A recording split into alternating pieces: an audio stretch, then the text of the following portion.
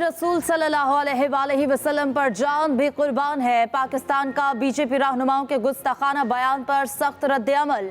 Senior भारतीय सिफारतकार की दफ्तर खारजा तलबी। नबी करीम सल्लल्लाहु अलैहि वसल्लम की शान में गुस्ताखी की शदीद मसम्मत। तर्जुमान दफ्तर खारजा के मुताबिक भारतीय रहनुमाओं के नाकाबिले कबूल बयान से उम्मत मुस्लिमा के जज्बात मजरूह हुए। हिंदुस्तान के मुसलमान भी बीजेपी के अहदेदारों के नफरत अंगेज तबसरों से नाराज हैं। हिंदुस्तान में मुसलमानों को मुनासिब तरीके से बदनाम किया जा रहा है। भारत अक़लियतों के खिलाफ इंसानी हुकूक की खिलाफ वर्जियां रोकने के लिए फौरी इक़दाम करे।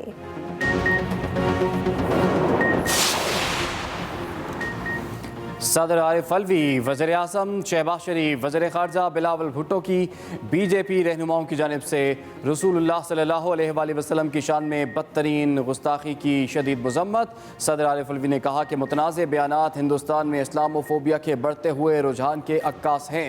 वज़ीर आज़म शहबाज शरीफ ने कहा कि बीजेपी रहनुमा के गुस्ताखाना बयान पर सबके दिल ज़ख्मी हैं। आलमी बरादरी भारतीय इक़दाम का नोटिस ले। वज़ीर ख़ारजा बिलावल भुट्टो कहते हैं कि बीजेपी रहनुमाओं की जानिब से नबी करीम सल्लल्लाहु अलैहि वसल्लम की शान में गुस्ताखी किसी सूरत काबिल कबूल नहीं। इमरान खान की बीजेपी तर्जुमान की नफरत अंगेज हमले की पुरजोर मजम्मत। ट्वीट किया, हमारे हजूर सल्लल्लाहु अलैहि वसल्लम पर यह हमला सबसे ज्यादा तकलीफ दे चीज़ है। मुसलमानों के खिलाफ तशद्दुद को हवा देना मोदी हुकूमत की पॉलिसी में शामिल है। OIC को मोदी के भारत के खिलाफ सख्त कार्रवाई करनी चाहिए। मरियम नवाज कहती हैं, बीजेपी के रुकन की जानिब से तौहीन आमेज कलमात पर मुझ समेत तमाम मुसलमानों को शदीद दुख हुआ है। ऐसे बदजुबान, एहसास से आरी और हदों से बढ़ जाने वाले इबरत का निशान बनते हैं। मेरे नबी सल्लल्लाहु अलैहि वसल्लम का जिक्र बुलंद था, है और हमेशा रहेगा। शहरी रहमान ने कहा, मोदी हुकूमत हसास मजहबी मामलात पर लोगों में नफरत फैला रही है। असद उमर का कहना था, बीजेपी तर्जुमान ने जो गुस्ताखी की। अरब की भारतीय जनता पार्टी की तर्जुमान की जानिब से पैगम्बर इस्लाम सल्लल्लाहु अलैहि वसल्लम की शान में गुस्ताखी की मसम्मत। सऊदी वजारत खारजा ने गुस्ताखी करने वाली तर्जुमान की मुअत्तली के फैसले का खैर मकदम करते हुए इस्लामी शार के साथ साथ तमाम मज़ाहिब के सिंबल्स और अहम शख्सियात की तौहीन रोकने की ज़रूरत पर जोर दिया। कतर ने भारतीय सफ़ीर को तलब करके बीजेपी के खातून तर्जुमान नुपुर शर्मा और नवीन जंदल के गुस्ताखाना बयानात की सरकारी तौर पर मजम्मत की। कुवैत में कूड़ादानों पर मोदी की तस्वीर और उस पर बूट के निशान के पोस्टर लग गए। तेहरान में भी भारतीय सफ़ीर की तलबी। ओमान के मुफ्ती आज़म ने भारतीय मसनूआत के बारे पसंद की शादी करने वाली दुआ ज़हरा और इसके शौहर ज़हीर को सिंध हाई कोर्ट में पेश कर दिया गया।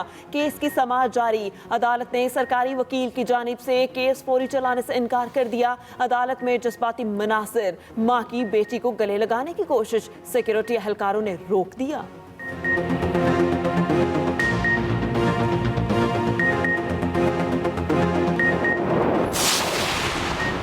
मुल्क में बिजली का शॉर्टफॉल मजीद बढ़ गया। बिजली का शॉर्टफॉल 7,793 मेगावाट हो गया। बिजली की पैदावार 19,207 मेगावाट जबकि तलब 27,000 मेगावाट है।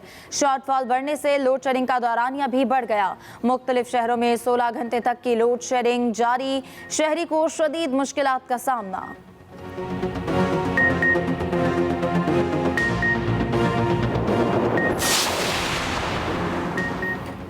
लाहौर हाई कोर्ट के जस्टिस शुजात अली खान ने वज़ीर आला हमजा शहबाज के इलेक्शन को कलअदम करार देने के खिलाफ तमाम दरखास्तें chief justice Lahore high court को वापस भिजवा दी।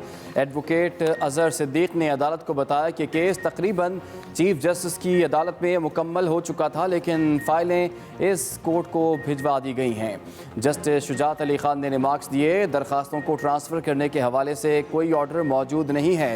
जस्टिस शुजात अली खान ने तहरीक इंसाफ, परवेज़ इलाही, मुनीर अहमद समेत दीगर की दरखास्तें वापस chief justice Lahore high court को भिजवा दी। लाहौर हाई कोर्ट ने पेट्रोलियम मसनूआत की कीमतों में इजाफे के खिलाफ मुतफरिक दरख्वास्त पर विफाकी हुकूमत, वजारत पेट्रोलियम, वजारत दाखिला और ओकरा को नोटिस जारी कर दिए। अदालत की तमाम फरीकैन को 2 हफ्तों में तहरीरी जवाब दाखिल कराने की हिदायत।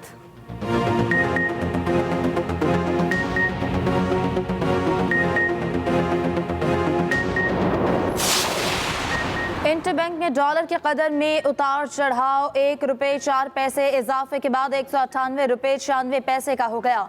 पाकिस्तान स्टॉक एक्सचेंज में तेजी के साथ कारोबार का आगाज 100 इंडेक्स बढ़कर 41,624 की सतह पर आ गया।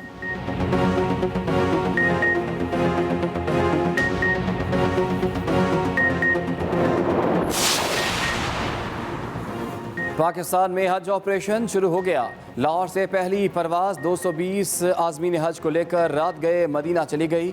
गवर्नर पंजाब बलीगुर रहमान ने लाहौर एयरपोर्ट पर आज़मीन हज को अलविदा किया। इस्लामाबाद से पहली हज परवाज अलसुब 3:30 बजे रवाना हुई। इस्लामाबाद से ही एक और परवाज रात 8:30 बजे रवाना होगी। मुल्तान से पहली हज परवाज कल शाम 4:30 बजे मदीना के लिए रवाना होगी। कराची से पहली हज फ्लाइट 8 जून की शाम रवाना होगी। पेशावर से तमाम खुसूसी और सरकारी हज परवाज़ों को इस्लामाबाद से रीरूट किया गया है। लाहौर से सूबाई असम्बली की 4 नशिस्तों पर ज़मीनी इलेक्शन कागजात नामजदगी जमा करवाने का सिलसिला जारी। कागजात नामजदगी 7 जून तक जमा करवाए जा सकेंगे। इलेक्शन कमीशन का कागजात नामजदगी की जांच पड़ताल 11 जून तक की जाएगी। रिटर्निंग अफसरान के फैसलों के खिलाफ अपीलें 15 जून तक दायर करवाई जा सकेंगी। ट्रिब्यूनल अपीलों पर 21 जून तक फैसला करेगा, जबकि उम्मीदवारों की नजरसानी शुदा फहरिस्त 22 जून को आवेजा की जाएगी। कागजात नामजदगी वापस लेने की आखिरी तारीख 23 जून है। उम्मीदवारों को इंतखाबी निशानात 24 जून को अलॉट किए जाएंगे। कौमी असम्बली का इजलास आज दोपहर 4 बजे होगा। 32 नुकाती एजेंडा जारी। पेट्रोलियम मसनूआत की कीमतों में इजाफे से मुताल्लिक तवज्जो दिलाओ नोटिस पर गुफ्तगू होगी। सिंध में शदीद लोड शेडिंग से मुताल्लिक तवज्जो दिलाओ नोटिस भी एजेंडे में शामिल। कौमी रहमतुल्लिल आलमीन अथॉरिटी बिल 2022 पर कायमा कमेटी की रिपोर्ट पेश होगी।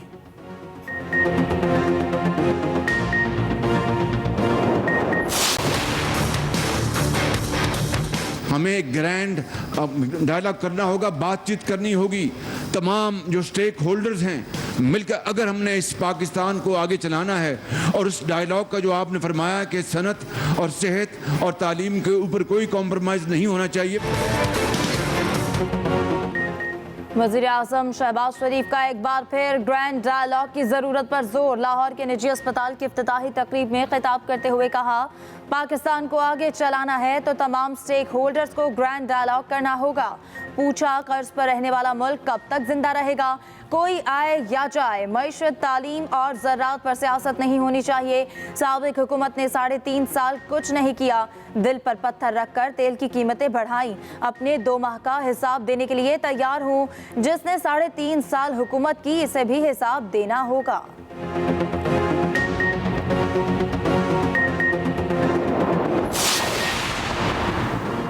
तहरीक इंसाफ का महंगाई के खिलाफ मुल्क गिर एहतजाज का फैसला। चेयरमैन इमरान खान की ज़ेर सदारत बनी गाला में PTI की कोर कमेटी का इजलास। इमरान खान पेशावर से हेलीकॉप्टर के जरिए बनी गाला पहुंचे। इजलास में हुकूमत मुखालिफ तहरीक के दूसरे मरहले की हिकमत अमली पर गौर। दूसरे मरहले का आगाज़ बजट के बाद होगा। मीडिया से गुफ्तगू में शाह महमूद कुरैशी ने कहा कि पंजाब के ज़िमनी इलेक्शन में भरपूर हिस्सा लेंगे। हमारा कोई MNA स्पीकर के सामने पेश नहीं होगा। राना सनाउल्लाह ने इमरान खान को गिरफ्तार करने की हमाकत की तो शदीद रद्द-ए-अमल आएगा। वज़ीर आज़म की ट्रेंड डायलॉग की पेशकश भी मुस्तरद कर दी।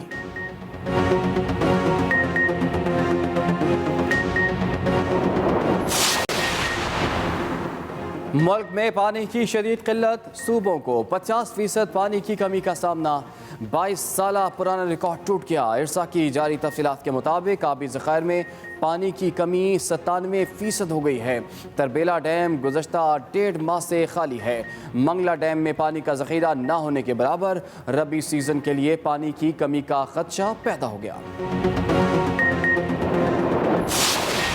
मुल्क के बेशतर मैदानी इलाकों में आज मौसम शदीद गर्म और खुश्क रहेगा। महकमा मौसमियात के मुताबिक गिलगित बल्तिस्तान और बालाई खैबर पख्तूनख्वा में चंद मकामात पर तेज हवाओं और गरज चमक के साथ हल्की बारिश का इम्कान। इसी दौरान खिता पोटोहार में गर्द आलूद और तेज हवाएं चलने की तवक्को है। कराची का मौसम आज गर्म और मरतूब रहेगा। ज्यादा से ज्यादा दर्जा हरारत 34 से 36 डिग्री सेंटीग्रेड जाने का इम्कान। समुद्री हवाएं बहाल रहेंगी। सुबह और शाम के औकात में मतला जुस्वी अबर आलूद रहेगा।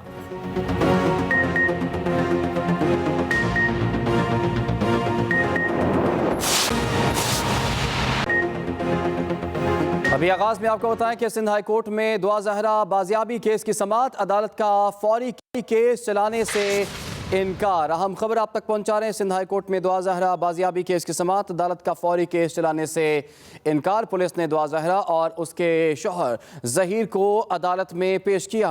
अदालत ने रिमार्क्स दिए कि आप हमारा बोर्ड डिस्टर्ब मत करें, जब हमारे केसेस चल जाएंगे तो केस सुन लेंगे।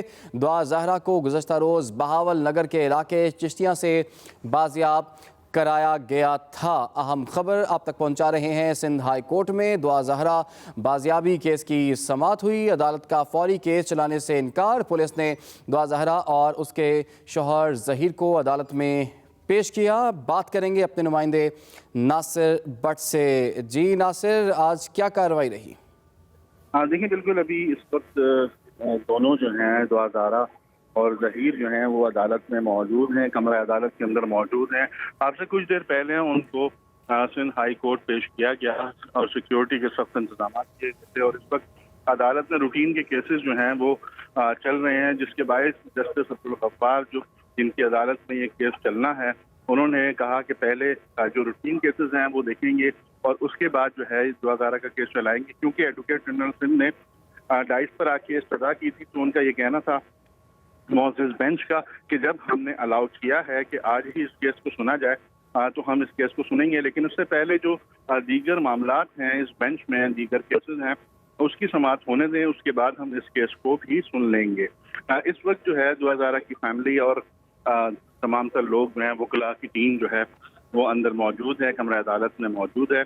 और कमरा अदालत में हमने देखा कि जैसे ही दुआ ज़हरा को पेश किया गया तो रिकत आमेज़ मनाजिर भी हमने देखे कि कमरा अदालत में देखने में आए और इस वक्त जो है वो दुआ ज़हरा जो है अपने शौहर ज़हीर के साथ अदालत में मौजूद हैं और पुलिस की भारी नफरी भी अदालत के अंदर मौजूद है। सिक्योरिटी के हवाले से अगर हम बात करते हैं तो सिक्योरिटी भी सख्त की गई है। ठीक है, बहुत शुक्रिया नासिर भट्ट, आपने हमें तफसीलात से आगाह किया।